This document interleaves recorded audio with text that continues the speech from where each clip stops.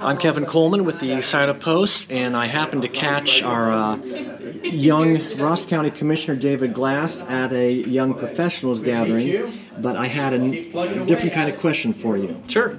I've heard some news about the plans for Yoctangee Park, the American Appalachian Community. Yeah, there's the Appalachian. ACGP. There's the Appalachian Community Partnership Grant, which is it's a $500 million initiative. The Ross County is the lead applicant for about $150-some million across all of Appalachia, Ohio. What has been most locally where there's been the most local public awareness has been around those projects that are here in Ross County, which includes the Yoctangee Park project, and then streetscapes within the village of Bainbridge, the village of Frankfort, and then there's some other funding projects that have gone to the Mighty Children's Museum. I think that's it, that's the local funding, but the commissioners are the lead applicant and kind of the fiduciary oversight entity for all of those projects that were awarded to us, even in other communities. Okay, whole big picture. Yeah. But the Yoctangee Park has been, at least for me, major news, and I've been doing my best to follow it. People care about it a lot, yeah. Mm-hmm. And actually there's sort of two parts to that you corrected me on, that the visitor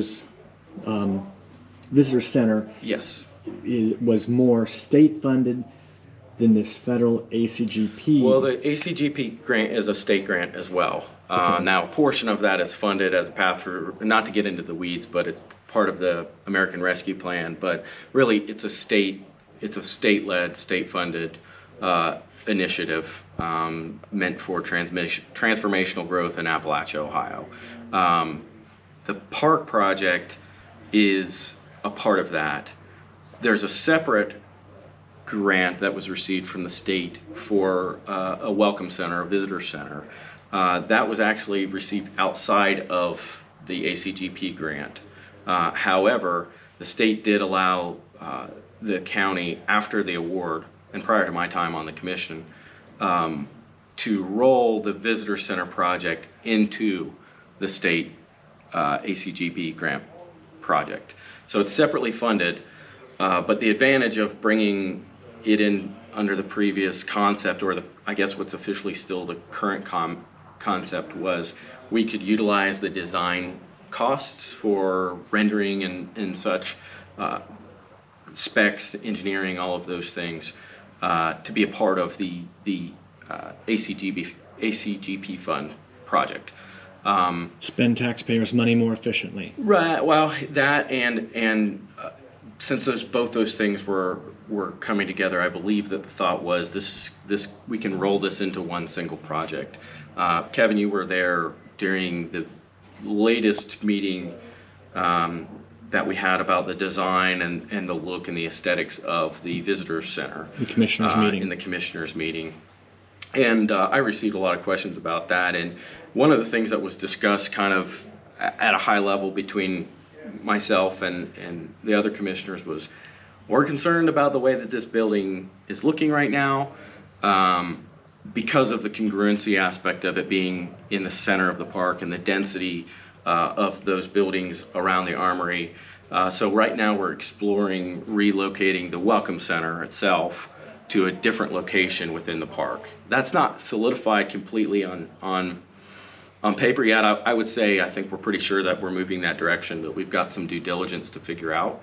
But the site that we're proposing for that location would be where the current, where there's currently a old bus garage that was utilized by Chillicothe schools.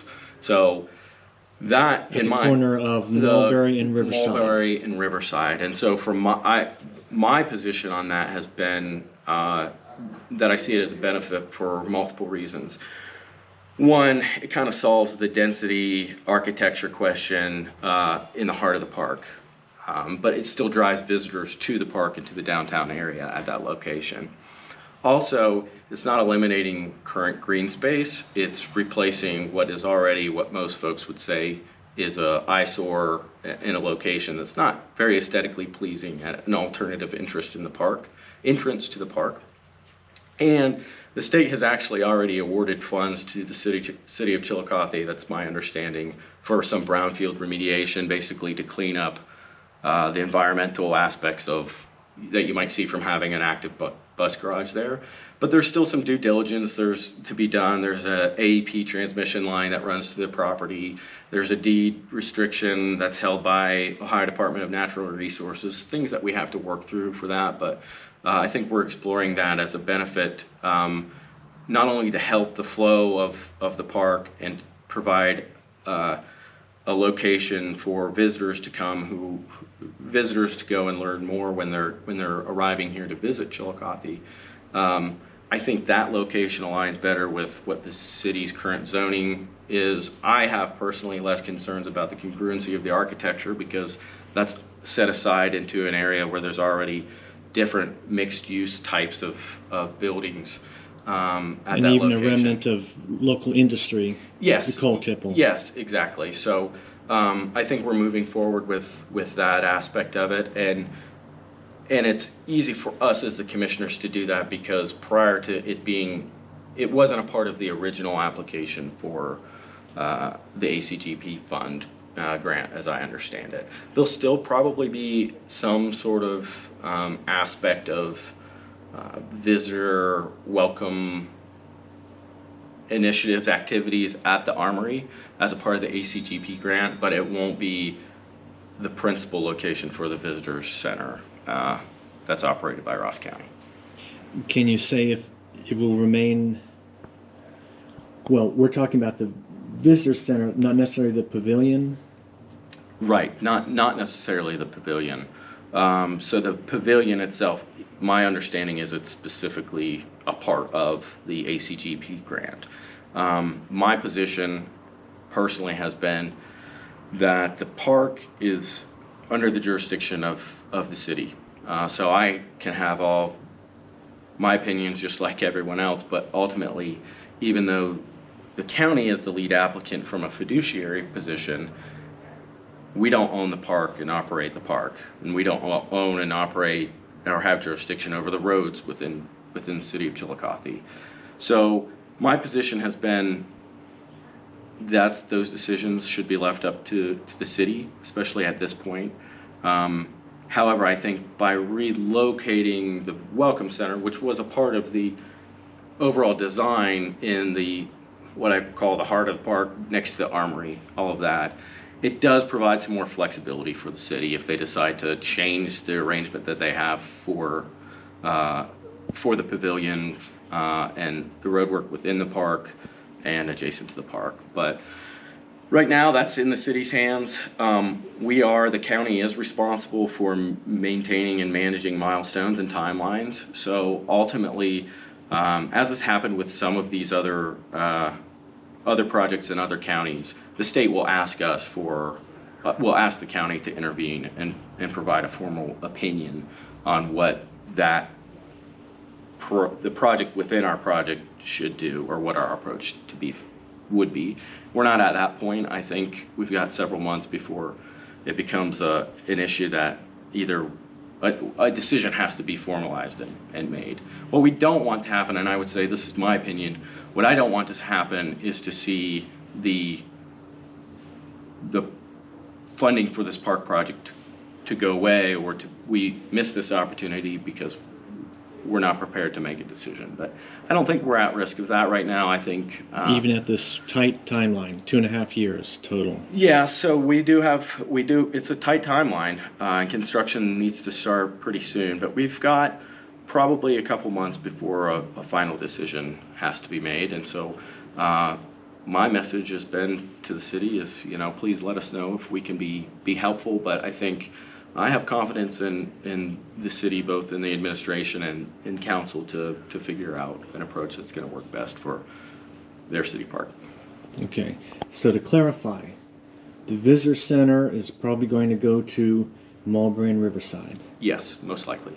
The pavilion will be more in the hands of the city to decide.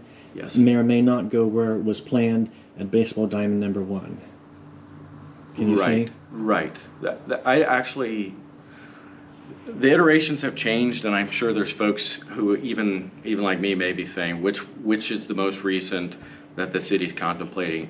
My understanding is that the proposed location of the pavilion is actually located north of where Diamond Number 1 is. My understanding of where Diamond Number 1 is going to be an amphitheater. Again, all of that design is up to You mean the city. south? Sorry, south, yes. So- So the pavilion would be north of that location.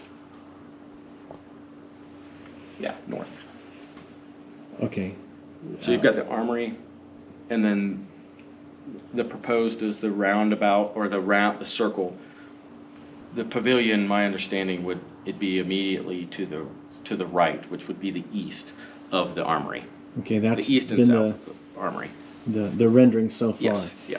Um, But it's my understanding that the current design submitted by the city does remove Diamond 1. Could it also be put where the large parking area is? That was one thing that I heard recently. Instead of Yeah. they're next to the armory, put it in the parking lot and renovate all that space. I think that there's flexibility around its location. I think the city has gone through different iterations of what exactly that could look like. We've received clarity from the state that there's some flexibility around where the actual location is. However, the state, in many ways, will make a decision around if an amendment to the grant application is required. But that's more specifically really can be driven if there's cost savings realized from a change that happens. So most of the design is really a function of the city, just the same as the design of streetscapes in Bainbridge have been left up to the village of Bainbridge. Okay, a complex issue like you had discussed, teaching how city government works. Yeah, we spoke about local government and the role of local government in the various departments of county government. But yeah, this project, I would say, is really cool. It's a transformational opportunity. I think getting it right is important, and I think that council and the administration working together to hear concerns from residents is something that I would be an advocate for. Like I said, I have my opinions, but I'm not a resident of the city of Chillicothe, and this is really a project within the city park, which is city property. All right, complex issue that is still being untangled or retangled, or Yeah, and I think ultimately it's going to be. I have a high level of confidence that it's going to be figured out in a way that is productive, in a way that creates a better look and feel, and is going to be transformational for the city. And I have an interest in that, as even though I don't have jurisdiction over the city is within the county, and I think strong cities, villages, and townships make up a strong county. and this is generational changes for the city and county. Mm-hmm. Absolutely. All right, David Glass, Ross County Commissioner. Thank you very much. Thanks, Kevin.